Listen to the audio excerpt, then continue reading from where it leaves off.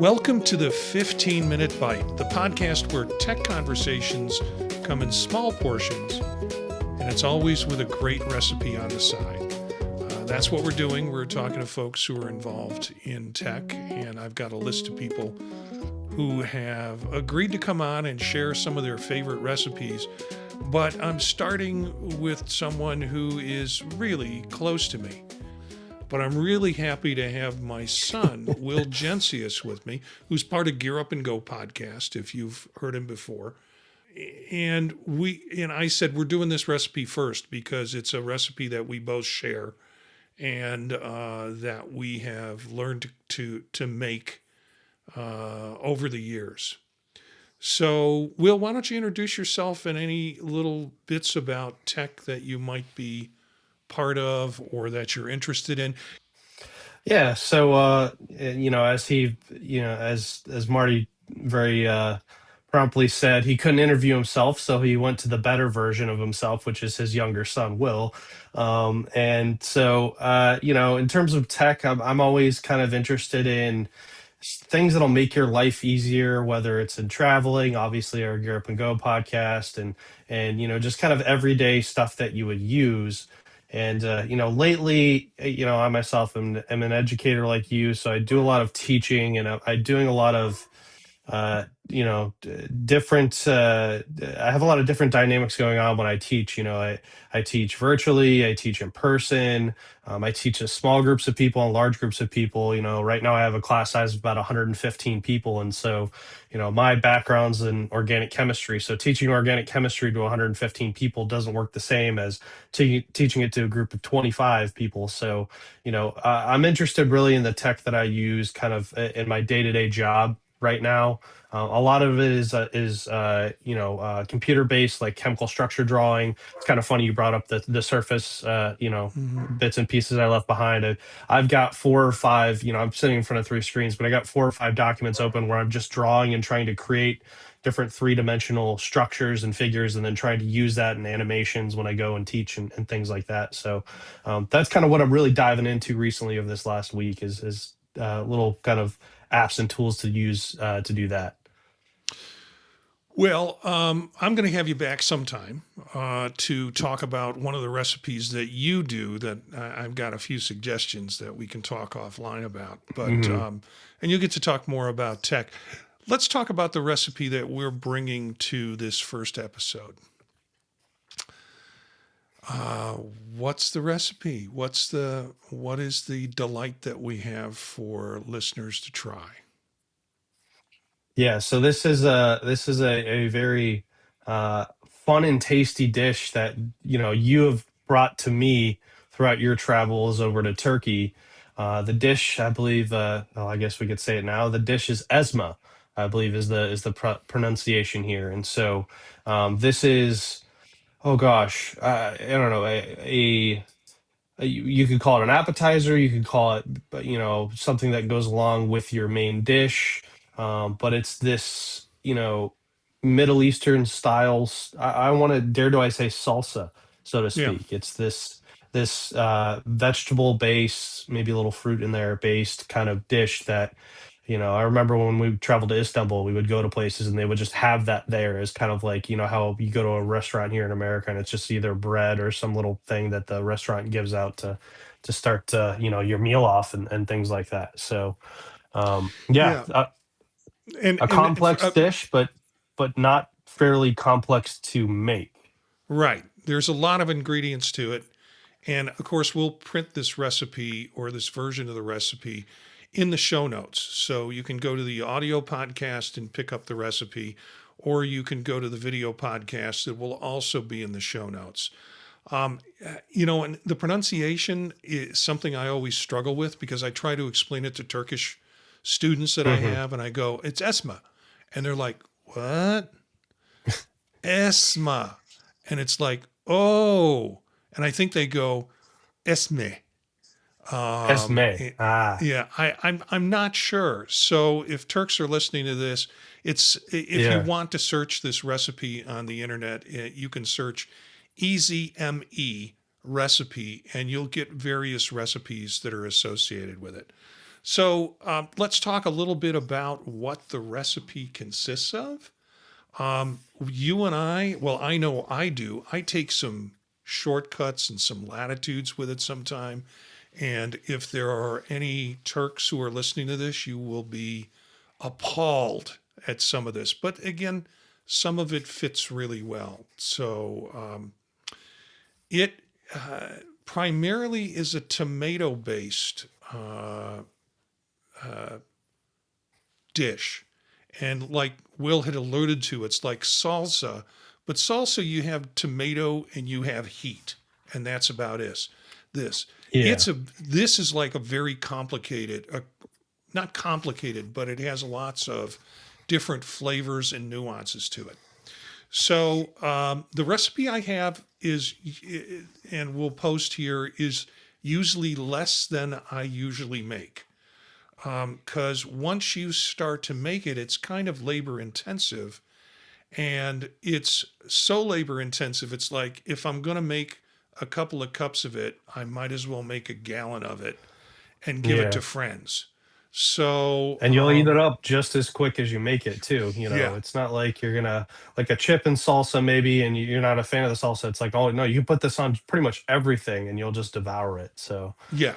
And, I and guess one of the it also has I kind guess of one of the big yeah, go go ahead, ahead. Will. Well, I was going to say, I guess one of the big distinguishing factors, I know, like I said, I hate using the term salsa because salsa to me really implies this very wet, kind of liquidy, almost, Mhm. concoction of just tomato or whatever the base, pepper is. Where Esma, to me, is almost drier. There's not as much water, at least the way I make it, than a traditional salsa. So, Yeah, and Esma is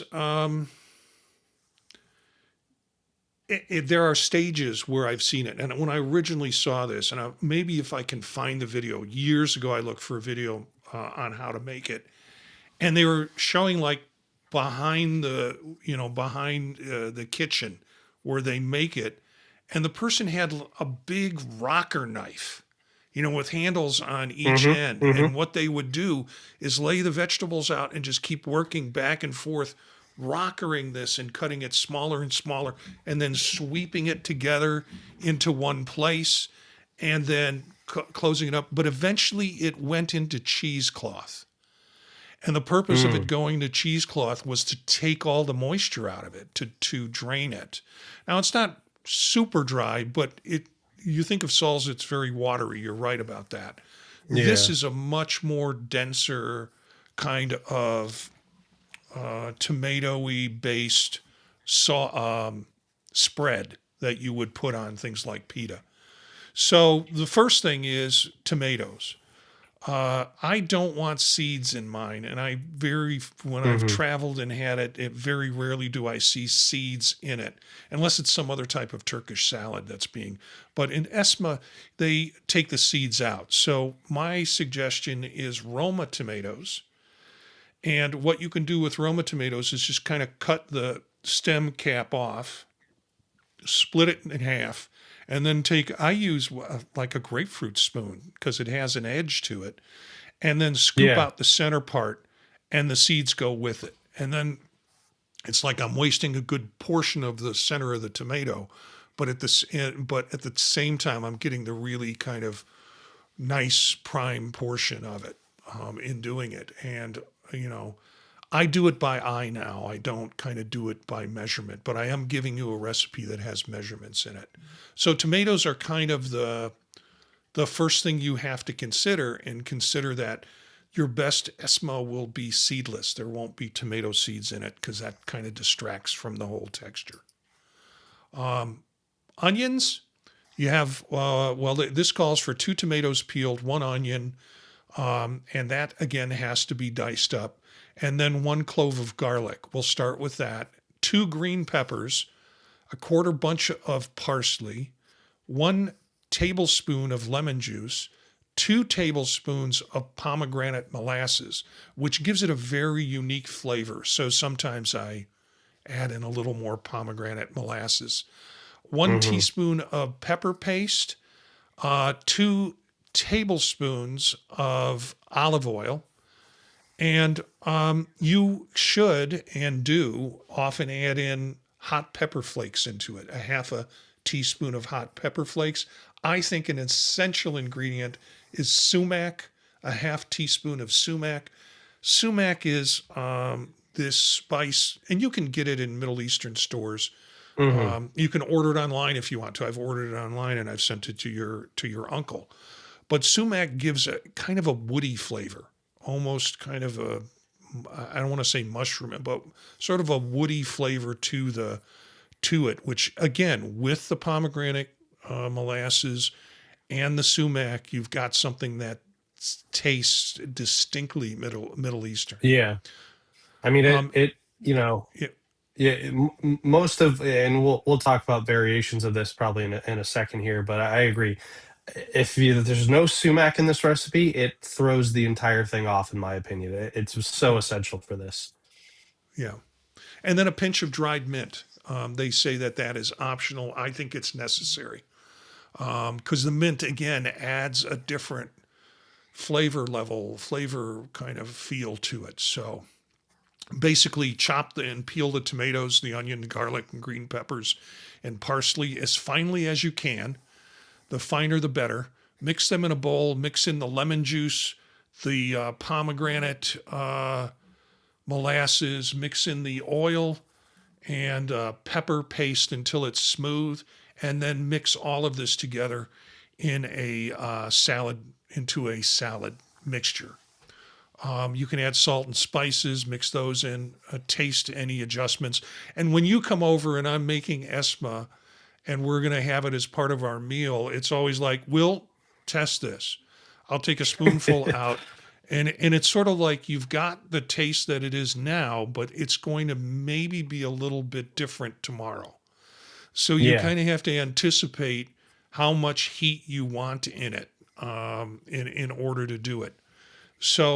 But this is a case where I have never had anybody try this who've never had it before and not gone nuts about it. Yeah. Yeah. And in fact, the most recent time where I've made this was this past Christmas, and I hadn't made it in probably 2 or 3 years myself. Like it had been a long time since I'd made it, but Lindsay asked for it because every time you make it, she's like, "Oh, great! Make sure we get some before when we go home. Make sure we get a batch." And so I made it for Christmas for a bunch of her family, and they just absolutely devoured it. And however, I did some variations in mine. I don't know if you want to chat about those or Yeah, sure. We have yeah. a minute or two. Yeah, So go ahead. yeah, so the base kind of structure you have for your Asthma here is exactly what I would use base wise for everything. My additions are very minute. So on your list it says one onion. Now this is obviously half a size. So like if you cut the recipe in half, I would actually use a half onion. I would use white and a half onion red to get Hmm. that kind of different punch of onions in there. And I I did this at Christmas. I did everything by hand. I didn't use it. We'll talk about shortcuts here, but I finally chopped everything by hand. It took me several hours, but so swap the onion out. The garlic, I up the garlic a little bit because Lindsay's kind of a garlic head. She really likes garlic in there, so I'll probably do two or three. The peppers, I use a mix of green bell pepper, one for color, two for flavor, and then orange or red bell pepper. It's usually an Mm-hmm. orange bell pepper. The parsley's there. I finally chopped the parsley and the mint. I use fresh mint, only like two mint leaves though. I only, Yeah. pluck out one or two. And then a very strange thing for people to keep on hand is some sort of molasses, like a pomegranate molasses. Now, if you go to your local grocery store, it's really hard to find pomegranate molasses. You might go down your vinegar section and find a bottle of balsamic molasses or anything like that.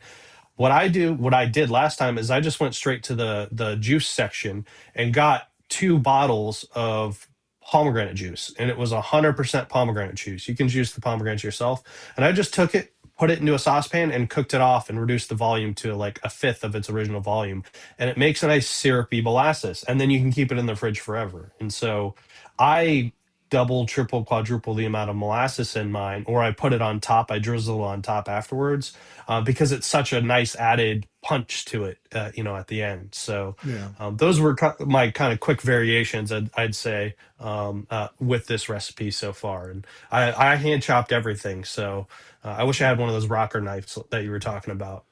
Yeah, I'm not into, after doing that for so many years, I'm into Yeah. shortcuts. And the shortcuts that I use is I have one of those pull choppers where you put everything into a bowl, screw the lid on it, and then it's got a handle and a string that you pull it and it cuts things up. And that works for small amount. You can also do it in a Ninja. I've done it in a Ninja. Hmm. If you want to really do shortcuts, you can use canned dried tomatoes. Drain them, of course, and squeeze as much out of them. You don't get the freshness that you get out of Roma tomatoes.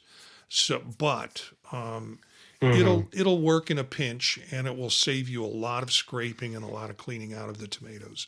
Other things I'll throw in is I've fallen in love with Hungarian sweet paprika. And so Ah. I will add a dose of paprika in it sometimes. I've had versions of this that has crushed walnuts in it. Mm. I And use pine nuts. Pine yeah, nuts are my thing. If I'm cooking some sort of a Mediterranean dish, I have some sort of pine nuts as a seasoning or a topper. So, and they're very small. Not as strong. But oh yeah, there's I don't know if people can see that. There's my last attempt there, and I kind of made a couple batches there for Hannah, my sister, to take with her. But on the right there's that pomegranate molasses you can kind of see in contrast with the spoon. And I drizzle that over top. You mix it in, you mix a little in, but then you can drizzle extra over top depending on how much punch you want with that. yeah. So Plus, it has a nice look to it when you do that. I'm going to include some recipe links beyond what you see here in our show notes that will tell you a little bit on how you can create your own Esma. Try it. I think you'll really like it. hmm. It is not a salsa; it's a different flavor, but it's the same kind of. It's a less watery consistency, and it's got some just remarkable Mediterranean flavor in it. Again, Hmm. try it. No one I've ever made it for has been disappointed, or they're lying through their teeth. Uh, we'll see. So, where can people find you if people want to find or connect with you? Will, do you have any social media or Well, you can find me through the Gear Up and Go in the podtalk.net. right? You can kind of connect me with me through that way. I'm always, willing to talk with everyone. My secret that I've been keeping from people for a while is I've been working on a cookbook, very slowly between me and a few of my friends. We have these individual recipes that I want to put together. We've come up with a name for it. It's called Three Men One Pot. So take with Hmm. that what you will, what that means. But it's something we've been working on and looking forward to making more recipes for. So Well, that's cool. That's cool, and I'm yeah, glad to have you on this first episode talking about a recipe that we both love. And yeah, we're just weird Western Americans trying to make Turkish meals, and it's just fun. It was fun when we did that trip, and it's fun that we're kind of bringing this to our families. Thanks for listening to 15-Minute Bites. If you enjoyed this episode, check out the show notes for links of photos of today's dish and full recipes and links to other recipes or versions of this dish. Please subscribe, rate, or share the show because it really helps. It boosts kind of our feeling like we're doing something supportive here, and we'd love to hear your ideas. So you can always reach us at the podtalknetwork@gmail.com. That's the email address. Our website is thepodtalk.net. And the YouTube channel is youtube.com/@15minute bites, where you can see the video version of this and you can pick up the audio version on any of your podcatcher service. Until next time, keep experimenting, keep cooking, and remember good ideas often start at the table.